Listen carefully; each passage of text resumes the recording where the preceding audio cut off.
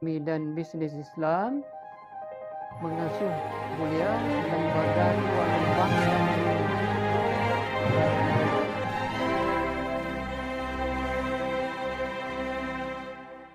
Assalamualaikum warahmatullahi wabarakatuh. Dengan saya Muhammad Subhan, ME, dosen Fakultas Ekonomi dan Bisnis Islam. Dalam paparan kali ini kita akan membahas tentang asuransi. Sekarang silakan tonton channel ini dengan cara subscribe, like, dan share. Kita mulai dengan asuransi. Merupakan padanan dari bahasa Inggris yaitu insurance, yaitu pertanggungan. Jadi asuransi ini merupakan suatu kesepakatan antara dua pihak atau lebih untuk memberikan jaminan akan suatu hal yang dijanjikan. Secara simpel, asuransi dapat diartikan seperti menyediakan payung sebelum hari hujan. Adapun dasar hukum koperasi yang pertama yaitu Undang-Undang Nomor 21 Tahun 1992. Ini merupakan dasar hukum tentang asuransi. Melihat dari Undang-Undang Nomor 2 Tahun 1992, di dalamnya memuat peraturan tentang usaha asuransi. Apa jenis asuransi? Yang pertama, asuransi jiwa. Asuransi jiwa dapat dibeli untuk kepentingan diri sendiri atas nama tertanggung saja atau dibeli untuk kepentingan orang ketiga. Bahkan asuransi jiwa juga dikenal bisa dibeli pada kehidupan orang lain. Sebagai ilustrasinya, misalnya seorang suami bisa membeli asuransi jiwa yang akan ditanggung oleh istrinya. Kemudian yang kedua jenisnya yaitu asuransi kesehatan. Asuransi kesehatan merupakan produk asuransi yang menanggung peserta biaya perawatan umumnya. Berarti menyebab sakit tertanggung yang dibiayai dapat ditanggung oleh perusahaan. Asuransi adalah jenis penyakit cedera, kemudian cacat, kemudian sakit hingga kematian karena kecelakaan. Kemudian yang ketiga jenisnya asuransi kendaraan. Asuransi kendaraan juga bisa membayar kehilangan atau kerusakan pada kendaraan seseorang tertanggung. Kemudian asuransi kepemilikan rumah atau properti. Biasanya para pemilik rumah akan melindungi diri dan aset yang bisa berupa rumah atau properti dengan mengasuransikan pemilikan rumah dan atau properti itu. Kemudian yang kelima jenis asuransi ialah asuransi pendidikan. Inilah asuransi yang paling populer dan menjadi favorit para pemegang polis. Asuransi pendidikan merupakan alternatif terbaik untuk menjamin kehidupan bagi anak di masa depan. Biaya premi yang harus dibayarkan tertanggung kepada perusahaan asuransi berbeda-beda sesuai dengan tingkatan pendidikan yang ingin didapatkan nanti setelah selesai mengikuti jenjang pendidikan. Kemudian asuransi bisnis. Asuransi bisnis adalah asuransi merupakan layanan proteksi terhadap kerusakan, kehilangan maupun kerugian dalam jumlah besar yang mungkin terjadi pada bisnis seseorang. Kemudian jenis yang ketujuh, asuransi umum. Asuransi umum general insurance merupakan proteksi terhadap risiko atau kerugian maupun kehilangan manfaat tertanggung jawab secara hukum atau pihak ketiga. Kemudian yang ke-8, asuransi kredit. Asuransi kredit ini pemberi kredit kepada nasabahnya. Asuransi kredit ini bertujuan untuk melindungi bank atau lembaga penjamin lainnya atau LPS untuk supaya tidak rugi terhadap kemacetan yang dibayar oleh nasabah yang meminjam atau yang mengkredit uang di bank atau lembaga keuangan lainnya. Kemudian yang 9, asuransi kelautan.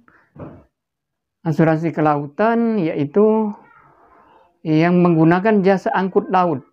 Artinya beberapa faktor yang mempengaruhi premi asuransi angkutan laut, barang yang diasuransikan. Sehingga risiko yang diasuransikan pengangkutan ataupun perjalanan. Kemudian yang 10, asuransi perjalanan. Manfaat asuransi perjalanan seperti kita mau mengadakan wisata dan segala macamnya melalui mobil ataupun pesawat atau kendaraan umum lainnya, biasanya diasuransikan. Manfaatnya sebagai pelindung yang akan didapat dari penanggungan biaya untuk kecelakaan yang menimpa pembeli premi, santunan kecelakaan pribadi, tanggungan biaya pengobatan darurat, pemulangan jenazah, dan lain sebagainya. Dalam asuransi kita kenal dengan polis. Apa itu polis? Ya, polis adalah perjanjian tertulis antara Anda atau antara kita dan perusahaan asuransi yang akan kita dapatkan setelah proses pembelian asuransi, yaitu setelah aplikasi awal yang kita lakukan disetujui perusahaan asuransi dan pembayaran asuransi selesai dilakukan.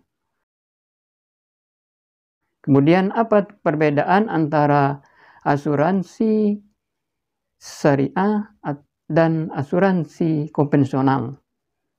Secara prinsip dasar, perusahaan asuransi syariah pertanggungan risiko adalah perusahaan asuransi dengan peserta risk sharing. Peserta saling membantu dan saling tolong-menolong.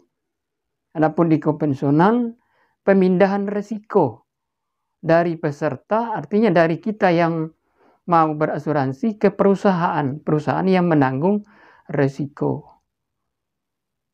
Kemudian yang kedua, dari sisi akad perbedaannya, kalau asuransi syariah landasan takapul, artinya saling tolong-menolong di dalam masalah atau musibah yang akan terjadi. Kemudian kalau di perbedaan akad di asuransi konvensional, prinsip akadnya tabaduli, artinya yaitu akad jual beli.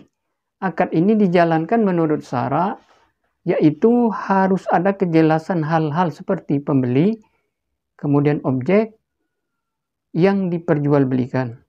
Kemudian perbedaan dari sisi kepemilikan dana, asuransi syariah dimiliki semua peserta asuransi, sehingga perusahaan hanya berperan sebagai pengelola dana tanpa hak memiliki. Berbeda dengan koperasi konvensional. Konvensional dalam pengelolaan dana, premi harus dibayarkan, nasabah tertanggung. Sama seperti transaksi jual beli atau pada umum. Kemudian prinsip dasar perbedaannya, pengelolaan dana asuransi syariah bisa melibatkan objek-objek yang halal dan tidak boleh mengandung ketidakjelasan atau subhat atau kesamaran secara hukum, sifat maupun faktanya, instrumen investasi yang harus sesuai dengan syariat Islam. Kemudian kalau di konvensional harus dibayarkan nasabah tertanggung seperti transaksi jual beli dan pada umumnya. Kemudian perbedaannya di sisi pengawasan. Kalau di asuransi syariah ada Dewan Pengawas Syariah yang bertanggung jawab kepada Majelis Ulama Indonesia. Artinya produk asuransi yang dijalankan di asuransi syariah apakah berjalan sesuai syariah atau tidak. Kemudian kalau di konvensional tidak ada badan pengawas atau dewan pengawas syariah. Artinya mereka bertanggung jawab kepada OJK. Artinya secara dasar hukum koordinasinya kepada OJK. OJK mengeluarkan list-list asuransi yang sesuai undang-undang yang masih berlaku di OJK itu. Nah, kemudian perbedaannya yang dominan mungkin di dana hangus. Artinya kalau di koperasi syariah tidak ada istilah dana hangus. Dana tetap akan menjadi diambil meskipun nantinya ada sebagian kecil yang diikhlaskan sebagai dana tabarruk. Artinya dana kebaikan atau dana sosial. Ketika seseorang tidak sanggup melanjutkan asuransi syariah, dana tetap dapat ditarik sepenuhnya sesuai dengan yang sudah pernah dibayarkan kepada perusahaan asuransi. Jadi tidak ada kalau kita kontrak dengan asuransi 5 tahun, kemudian kita sudah membayar 1 tahun, yang 1 tahun bisa ditarik. Itu kalau di asuransi syariah. Kalau di asuransi konvensional, ya statusnya dana hangus. Kita membayar sudah 1 tahun, kontraknya 5, yang 1 tahun tidak bisa ditarik. Maka hilanglah kepemilikan dana oleh yang berasuransi. Demikianlah materi tentang asuransi ini. Mohon kiranya ditonton atau dipahami, didiskusikan hal-hal yang dianggap perlu atau ditambah dengan media-media lain atau bahan-bahan lain. Dan saya sudahi dengan wassalamualaikum warahmatullahi wabarakatuh.